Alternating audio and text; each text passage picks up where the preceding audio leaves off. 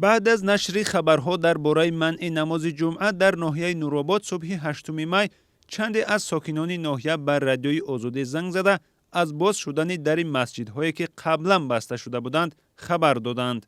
رادیوی آزادی هم در این باره گزارش نشر کرد. ساکنان مسجدهایی را در نظر دارند که با سبب کمبود حجت فعالیتشان منع شده بود. از روی اطلاع مقامات ناحیه نورآباد دوام 3 سال اخیر 42 مسجد به جایهای جمعیتی و فراغتی تبدیل شده است. حالا معلوم نیست مقامات در چند مسجد را در این ناحیه دوباره باز کردند. خود مسئولان دین ناحیه گفته بودند تصمیم دارند به مسجدهای بسته شده دوباره اجازه فعالیت دهند.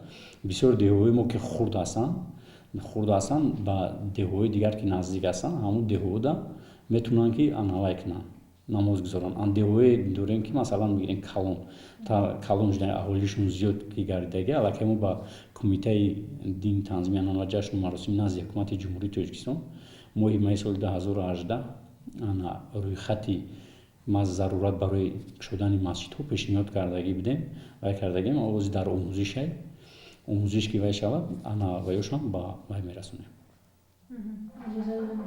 иҷоза дода мешавад ки фаъолият баром در 105 دهه نورآباد 44 مسجد رسما فعالیت میکند که 4 تای آن مسجد جامع است. خبر باز شدن در مسجدها در نورآباد در حالی است که روز گذشته ساکنان دهه پوشکین ناحیه جلال‌الدین بلخی گفتند مقامات مسجدشان را بستند. ساکنان دهه پوشکین بر رادیوی آزادی عکسی را فرستادند که در آن به در مسجد مهر زده شده است.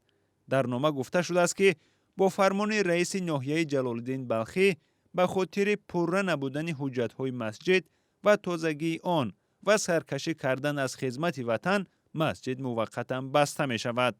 مسئولان ناحیه بلخی تصدیق کردند که به ساکنان چنین هشدار داده بودند ولی آن را عملی نکردند.